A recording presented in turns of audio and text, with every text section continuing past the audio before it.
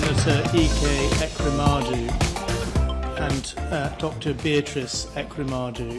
You can remain sitting for the moment. You have each been convicted of conspiracy to commit an offence of human trafficking. You brought a young man to London to exploit him. The exploitation was the proposed donation of a kidney for reward.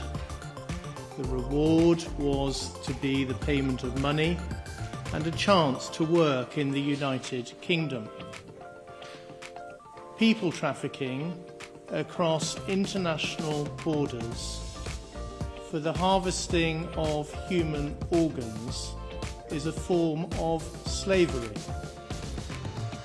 It treats human beings and their body parts as commodities to be bought and sold.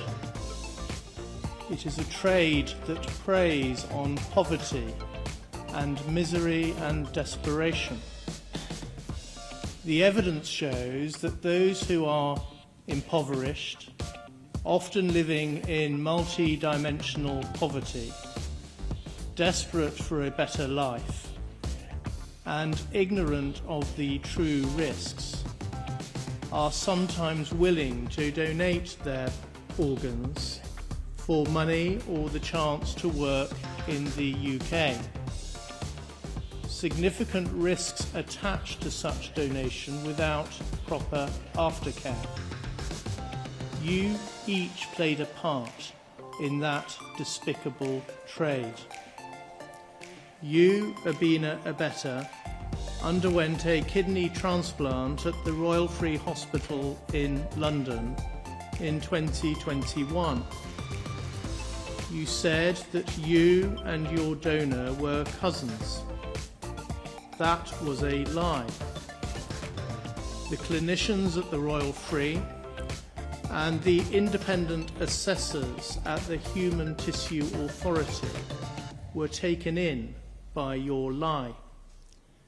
They believed that the donor was acting altruistically as a good Samaritan. The transplant went ahead. There is no evidence that the donor has been given the necessary aftercare. It is not necessary for me to make a finding as to whether you exploited the donor. But what is clear is that you learned from your experience that it was possible to manipulate and corrupt the regulatory system by using a fabricated affidavit, by lying about your relationship with the donor, and by coaching the donor to lie. You, Senator Ike Ekweremadu, and you, Dr. Beatrice Ekweremadu, have a daughter, Sonia. She is very ill. She is suffering from FSGS, nephrotic syndrome. She needs a kidney transplant. Everybody has enormous sympathy for her and for the impact on each of you seeing your daughter's suffering. Sonia's uncle, Diwe Ekweremadu, knew Abina Abeta from medical school. He got in touch.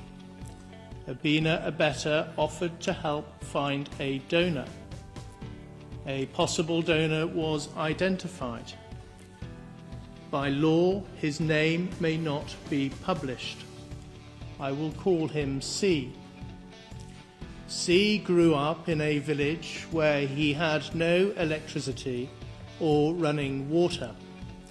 He left school at the age of 15 and he went to Lagos, where he sold phone accessories from a wheelbarrow in a market.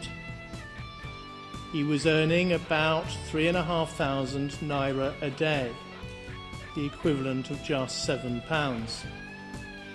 Tests in Nigeria showed that his blood group was the same as Sonia. He agreed to come to the UK.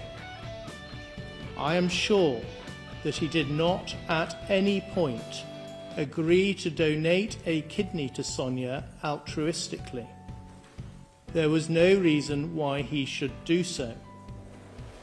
He was not related to your family. He did not know Sonia or any other member of your family. Nothing was put in place to secure his future healthcare needs if he donated a kidney. The wealth and power inequality and disparity between you and C could not be more marked. You, Ike Ekweremadu, are a senator in Nigeria's National Assembly. You have held high political office. You had many staff, including domestic staff, maids, chefs and drivers. You own multiple properties around the globe. There is evidence of as many as 40. More than £400,000 went into your bank account over a 6-month period. By contrast, C was unable to afford a £25 fare to travel from Lagos to Abuja. You each conspired together to bring C to the UK in order to exploit him. You all knew that was unlawful. You, Ike Ekweremadu, had been part of the legislature that had introduced the law that made that conduct a criminal offence in Nigeria. You, Abina Abeta, secured the visa. You did so by telling a lie that C and Sonia were cousins, the same lie that you had told in respect of you and your donor. You also secured a fabricated affidavit testifying to their relationship as cousins, just as you had done for your transplant. You asked the Ekweremadu family to pay C a fee of 3.5 million naira. The jury rejected your account that the fee was for his loss of earnings. The fee was paid by you, Ike Ekweremadu. The jury rejected your account that you knew the fee was a scam and that no reward would ever be paid to C. The evidence suggests that a corrupt relationship was established with a member of Royal Free staff, an interpreter who agreed to help with, quotes, coaching the boy, end quotes, and to provide the, quotes, relevant interpretation, end quotes. You, Ike Ekweremadu, were instrumental in establishing and controlling that corrupt relationship. The clinicians at the Royal Free Hospital once again believed the untruthful account that the donor and recipient were cousins. There was, however, a concern about the risk to C given his age and his ethnicity. After the doctors interviewed him, they were concerned that he was not sufficiently mature and motivated to be an organ donor. This time, the transplant was not approved. There was no report to the safeguarding team and no report to the police, despite the indicators that the donor was a victim of trafficking. Those indicators included the tenuous nature of the relationship between C and Sonia, the limited evidence to support that relationship, and C's clear lack of understanding about the process, and also his reaction to being told that he was at the hospital to discuss a kidney donation. In the course of the trial, Hugh Davis KC suggested that a lesson to be learned from this case is that clinicians must be alive to the risk of trafficking and report cases like this when concerns arise. I entirely agree. After the decision had been made that the transplant would not go ahead, there was a sinister development.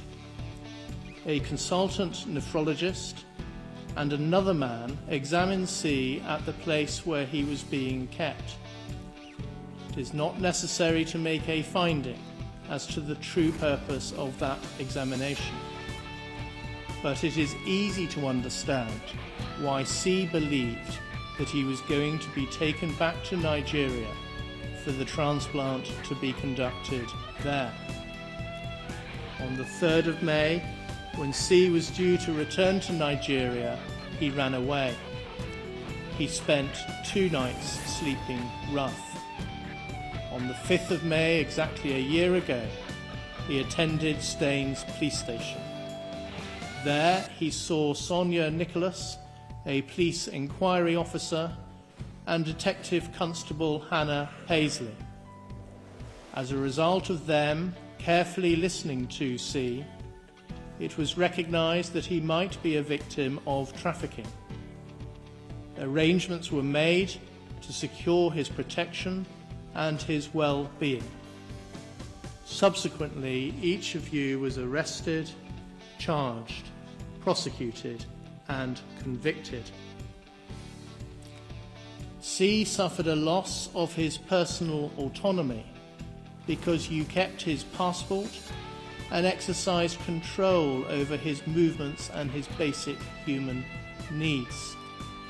He was put in fear that he would be subject to the forced removal of his kidney without any appropriate aftercare. Now he is scared to return home to Nigeria. As he puts it, he is having to start his life again. I considered that a substantial compensation order might well be appropriate for the loss and damage he has been caused by your conduct.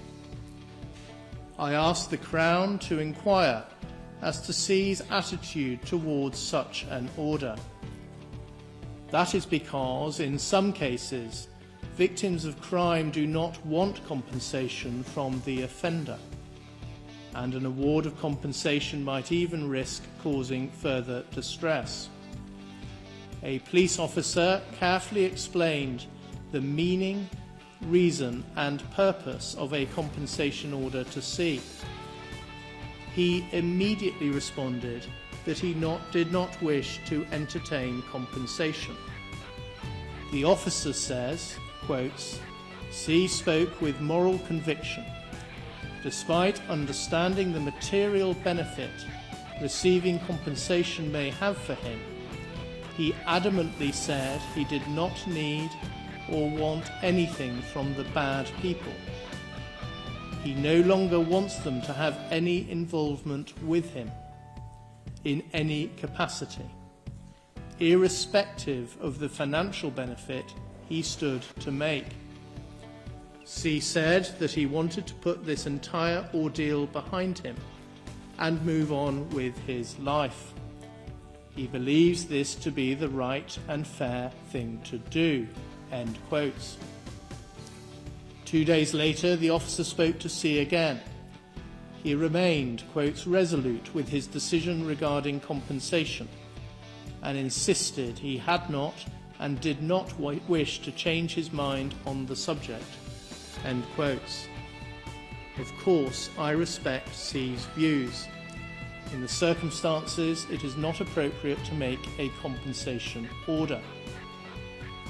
The Crown seek an order for costs under Section 18 of the Prosecution of Offences Act 1985.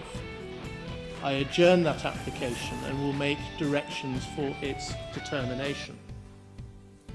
In the case of each of you, I impose the statutory surcharge order in the sum of £190. In each of your cases, the offence you committed is so serious that neither a fine nor a community sentence can be justified. A life sentence is not appropriate, and I do not consider that you are dangerous so as to merit the imposition of an extended sentence. Accordingly, in each case I pass a determinate custodial sentence with the shortest term that is commensurate with the seriousness of the offence, taking account of the aggravating and mitigating features. You will each serve part of the sentence in custody before being released on licence. When you are released, you will be on licence until the end of your sentence. You must comply with the terms of the licence and commit no further offences. Otherwise, you will be liable to serve a further period in custody. The disclosure and barring service will include each of you in the lists of those who are barred from working with vulnerable adults or children. You may ask the service to be removed from the lists. The Sentencing Council has published guidelines for offences of human trafficking, contrary to Section 2 of the Modern Slavery Act 2015. You have each been convicted of conspiracy to commit that offence. The offence that you committed is closely related to the guideline offence. I reject the defence submissions that the guidelines are not apt to cover this particular form of trafficking. I have close regard to the guidelines. I turn to the question of harm. The transplant did not go ahead, but you each intended that it should go ahead, and you each intended the harm to the donor that would result, and which was eminently foreseeable. The donor would have faced invasive surgery with a small but still possible risk of death. He would have faced spending the rest of his life with only one kidney and without any funding for the required aftercare. He would have faced an increased risk of early onset raised blood pressure and of developing chronic kidney disease later in life, as well as a lifetime risk of needing dialysis himself or even a kidney transplant. He was at an increased risk because of his young age and his ethnicity. The removal of a kidney amounts to serious physical harm, which has a substantial and long-term effect. Even if C had known that he was going to donate a kidney, I am sure that the risks had not been properly explained to him before he was brought to the UK. He was deceived and pressurized into donating a kidney. I reject the defence assertions that he consented in any meaningful sense. I am sure that he did not. There has been a substantial and long-term adverse impact on his daily life. He is scared to return to Nigeria because of the risk of retribution from those that are sympathetic to you. He lives a solitary existence and is separated from his life, his friends and his family as a direct result of this offence. This all amounts to Category 2 harm within the meaning of the Sentencing Council's guidelines. I do not accept the Crown's submission that the nature and extent of the harm justifies a movement to Category 1. But it does warrant an upwards adjustment within the category range. The fact that the transplant was not carried out merits a downwards adjustment, but the level of that adjustment is limited because, firstly, the gravamen of the offence is the agreement that you reached to exploit the donor. The offence was complete at that point. The offence focuses on the conduct of the offender rather than the harm that is caused to the victim. Secondly, you did not withdraw from the conspiracy. the only reason that the transplant did not take place was because the hospital refused to carry it out. In each case, your reaction was to seek to exploit others. And thirdly, quite apart from the harm that would have resulted from a transplant, C has suffered substantial actual harm of the nature that I have identified. I turn to culpability. You, Abina Abeta, fall within the high culpability bracket. You played a leading role in the offending. You identified the donor and controlled him throughout the process. You did so in the expectation of substantial financial reward. I reject your assertion that there is no evidence of substantial financial advantage.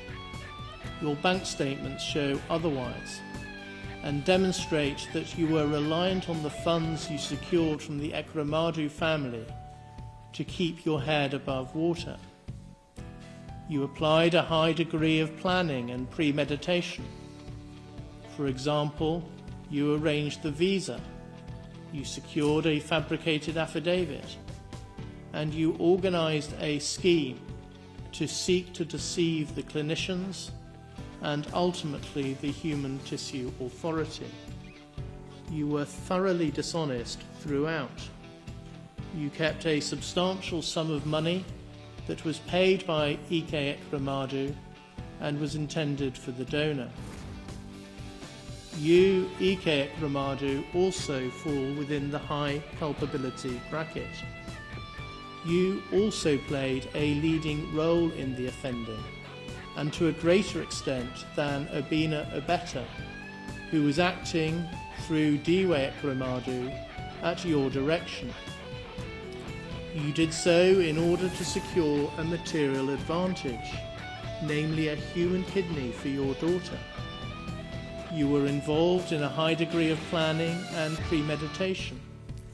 For example, you orchestrated the arrangements with your brother Diwe. You sought to conceal your link to the payment of a donor reward by instructing a member of your staff to make the payment via a currency trader. You were involved in the corruption of a member of hospital staff. I reject the defense suggestion that you were naive as to offers or payments of a reward to the donor, or that you only joined the conspiracy at a late stage. I am satisfied so that I am sure that you were the driving force throughout. Reliance is placed on the fact that you had no contact with C or Abina Abeta. That is true, but it is an indicator of the leading role you played, directing the overall operation, but keeping your distance by getting others to do your bidding. I accept that you were not directly involved in the fabrication of an affidavit, and that you told Sonia not to sign it. Again, in context, that is consistent with the type of leading role you played. You well knew the sorts of steps that were being taken to try and pull the wool over the eyes of the doctors and regulators. I am satisfied that you, Beatrice Ekramadu, performed more limited functions under the direction of your husband. I accept the submission of Anu Mahindru King's Council that your family was patriarchal and you were deferential to your husband. Your role was primarily to adopt the cousin lie. There was, so far as you are concerned, some limited planning and premeditation. You committed the offence in the expectation of a material advantage, namely securing a kidney for your daughter.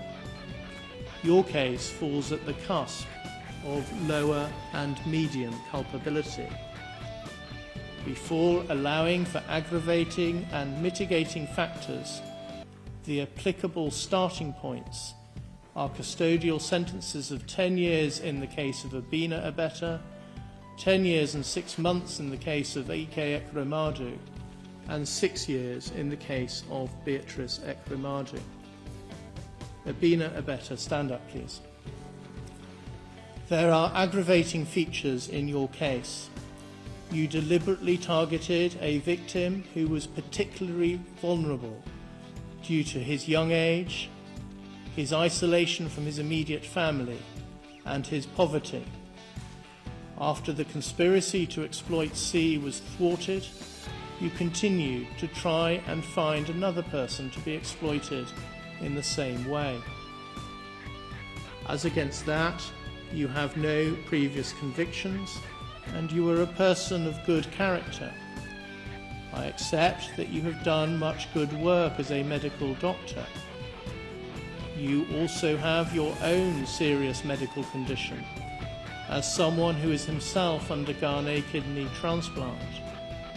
I've taken account of the medical evidence. That does not suggest that your condition cannot be adequately managed in custody.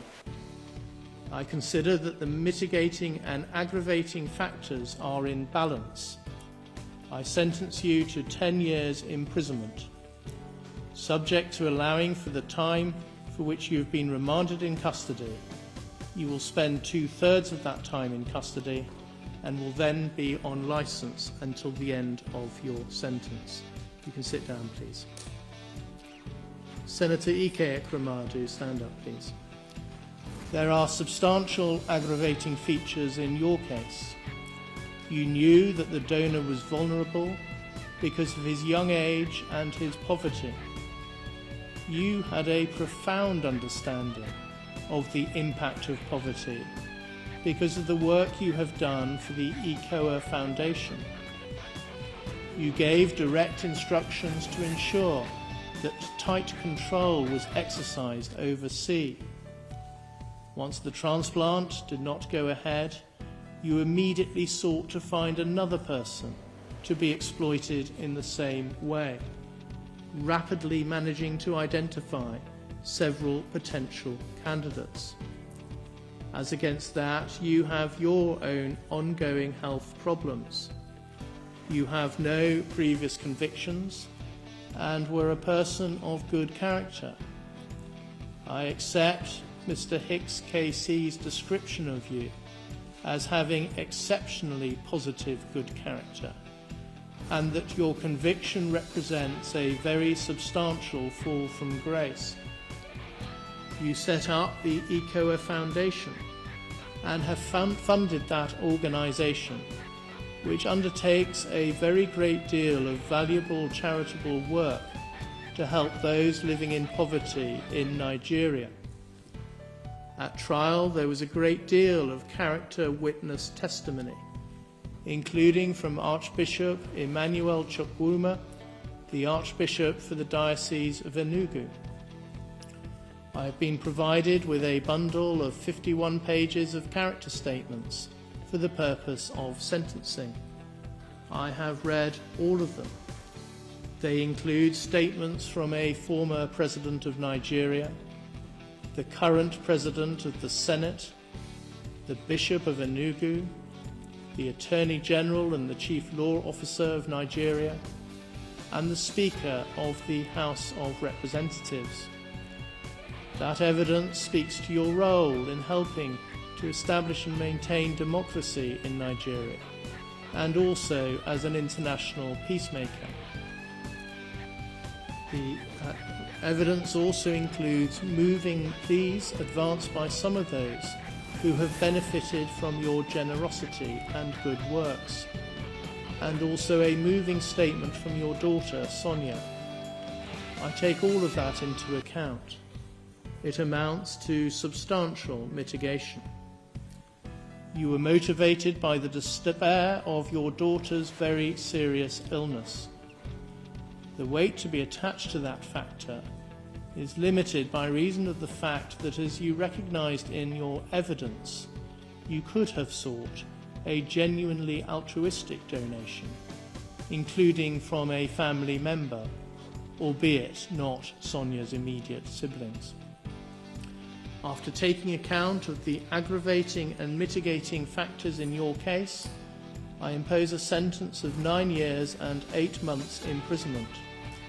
Subject to allowing for the time which you have spent remanded in custody, you will serve 2/3 of the sentence in custody and will be on licence thereafter for the rest of the sentence. You can sit down. Dr. Beatrice Ekramadi, would you stand up, please? In your case, I adopt a starting point of 6 years custody. I do not consider that the aggravating factors that are present in the case of your co-defendants apply to you. You were not directly involved in the identification of the donor, and the evidence does not show that you were directly involved in the attempts to identify a further donor after the transplant did not go ahead. I take account of all the mitigating features that Mr. Mahindru KC has identified and the content of the thorough and helpful pre-sentence report prepared by Jessica Stephen of the Probation Service. You are a person of good character. You helped set up the ECOA Foundation with your husband, and you have been closely involved with its important charitable work. Much of the character evidence I have read applies also to you. You were also motivated by the desperate plight of your daughter and by maternal love. Further, in your case, I accept that although Sonia is an adult, you have substantial caring responsibilities towards her. Your incarceration will have a significant impact on her, in that she will no longer be able to rely on your presence as a source of care and support. Having regard to those factors, I impose a sentence of 4 years and 6 months imprisonment. You have spent 234 days on an electronically monitored curfew between 9 p.m. and 7 a.m. I specify that the credit period for the purposes of Section 240A of the Criminal Justice Act 2003 is 117 days. So that period shall count towards your sentence. Subject to that, and subject to allowing for the time you have spent remanded in custody, you will serve 1/2 of your sentence in custody. That is it today on City Gist TV. Thank you for watching today's episode of City Gist.